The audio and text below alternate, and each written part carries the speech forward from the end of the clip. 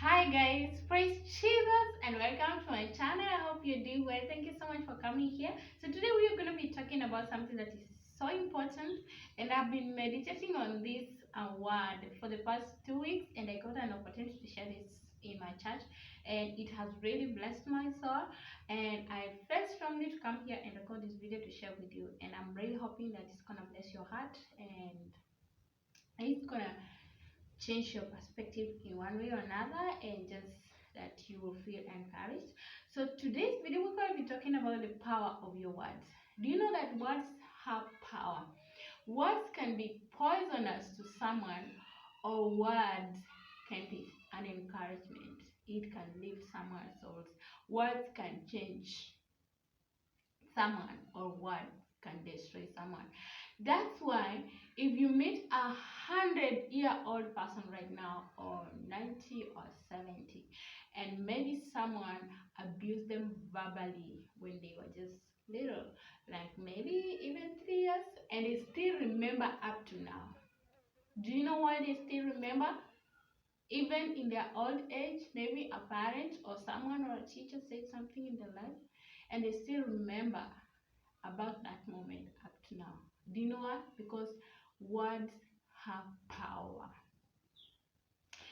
And the Bible says in Proverbs 18:21 that the power of death and life is in your tongue. Why does the Bible say that? Because in your tongue, whatever that you say, it can either bring you life or death. So it is upon you. Like, this is power and authority. This is permission that we've been given by God. Our God is not a dictator. So we have that will to choose what we want, and whatever that we declare, whatever that we speak, because when you speak, you are either speaking life or you are destroying life. That's what you do when you speak. That's why the Bible says in James 1:19, it says like this: understand this, my dear brothers and sisters, you must all be quick to listen and slow to speak. Do you know why the Bible says be quick to listen and slow to speak? Because when you speak, you are either bringing life or you are destroying life. In the beginning, when God was creating everything, God spoke and then he created. So when you speak, when you speak a word from your heart, from your mouth, you are either creating or you are either destroying. So anytime that you speak, you are laying a foundation. Like, you are declaring. Whatever that you speak, it comes from the bottom of your heart. So whenever you're speaking, you can either be declaring life upon your life, or in your kid's life, or someone else's life. That's why you, as a parent, when you declare some things upon your children, those things, you are laying a foundation, and it shall happen one day.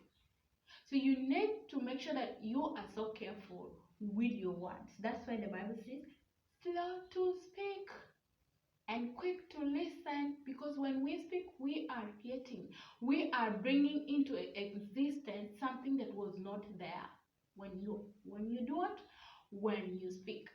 Now, so either when you're speaking, you are building or you are destroying. So let me talk about building. So when God spoke and then he created, he spoke and then creation happened. So let me speak about declaration. You can declare by the way you want your life to be, or your kid's life, or whoever that you want to declare something in their life. So you can declare good or bad upon your life. Like, we have been given that authority we have it. Because the Bible says that whatever that we bind here on earth, it's also bound in heaven. So whatever that you refuse here, also in heaven is rejected. So we have that power, and we have the power and authority to stumble on snakes and scorpions. And do you know snakes and scorpions that the Bible talks about here is the difficulties and situations that we encounter on our daily Christian life. So let me speak about creation. So when you declare that something has to happen in your life, maybe you have a vision, and when you go and pray about it, you're declaring success, you're declaring that it shall happen, like that open door. So when you declare that, remember that when God spoke and then he created, so within that period between declaration and fulfillment, we have a gap here, that you have a journey here that you have to walk. Let me say maybe declaration is here and then fulfillment is here. So between this a gap, you find that so many people end here even before they arrive at their fulfillment. Before they arrive at their destination. Let me say this is the destination, this is the declaration. Now you are at this point. So many people die in the middle here. You declare something, and then in the process of creating something, there is that difficulties. It is a process. You are creating something. Let me say, for example, you are building a road. There's getting tired. There's so many things that are involved. Getting dirty. So many things. It is messy. So many people get discouraged in the middle before they arrive where? At their destination. So you have to be patient between this period. You have to work hard. You have to pray so hard. You have to remain focused. When you put your focus on Christ, he shows you where you're supposed to go. But immediately when you lose focus, that's when you start to sink in your troubles. That's when you will remain just here, because I know God will have shown you something in your life. You know that thing must happen, and then because you have declared, you are still here, and when you lose focus, you don't see the destination. So you just wander here, in a messed up situation, here. And sadly, so many people end up living in this messy process. In the middle, even die before they arrive at this destination. So don't lose focus.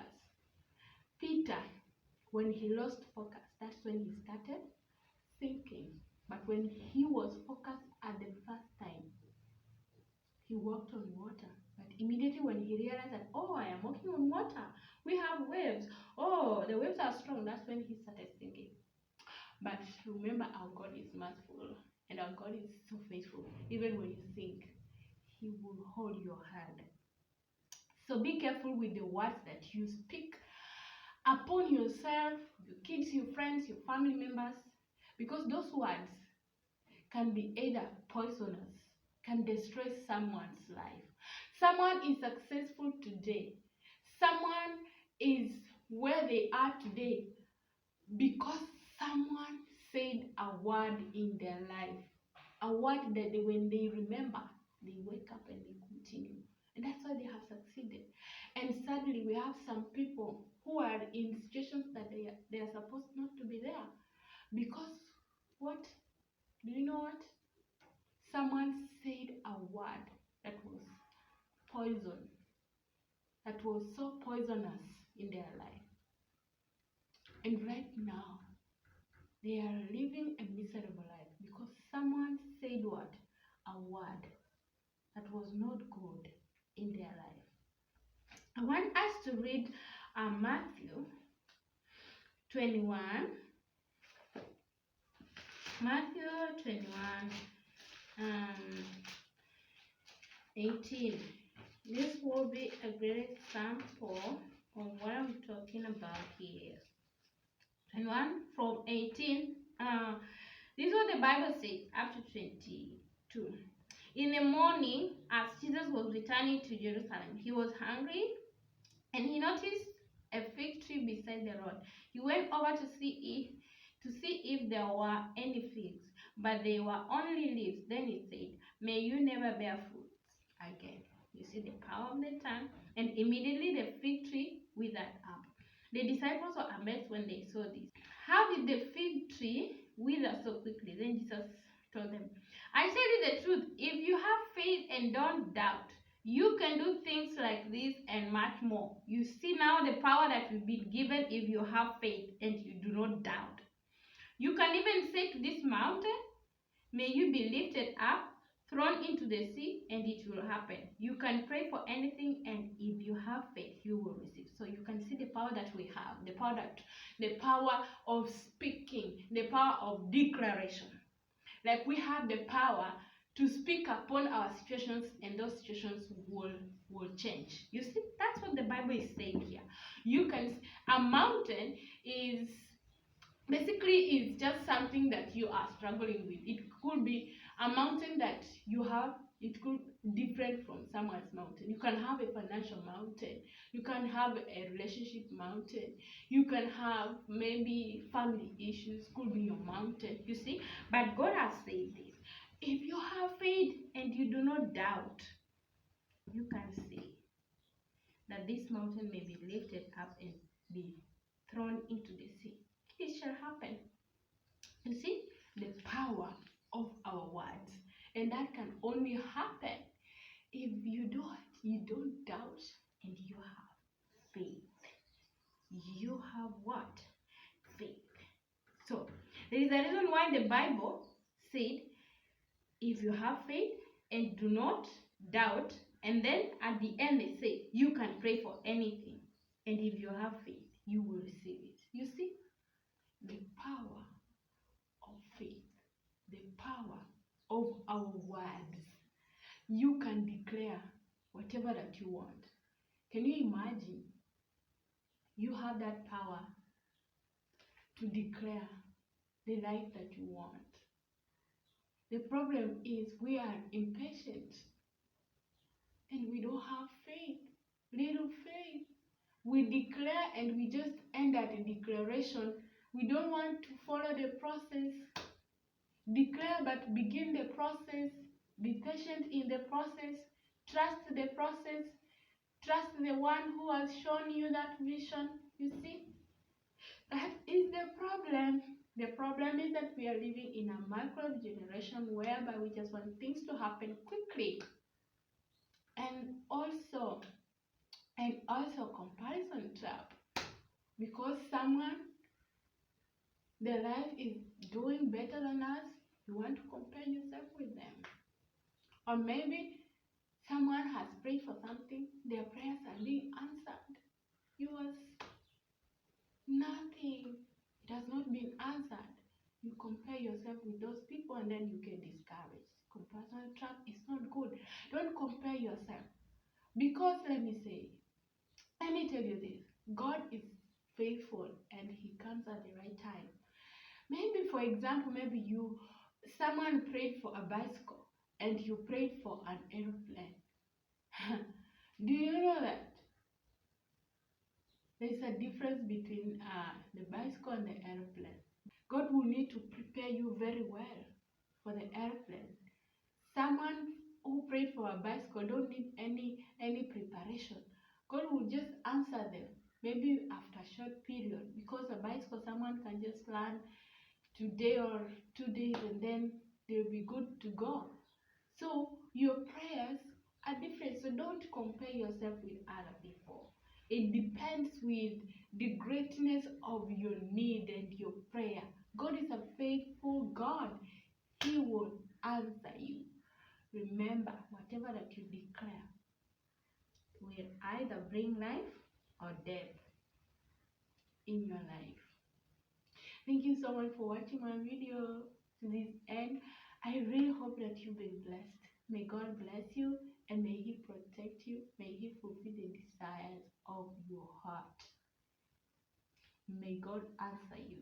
May God encourage you in every situation that you are going through. And remember always, He's a faithful God. Until next time.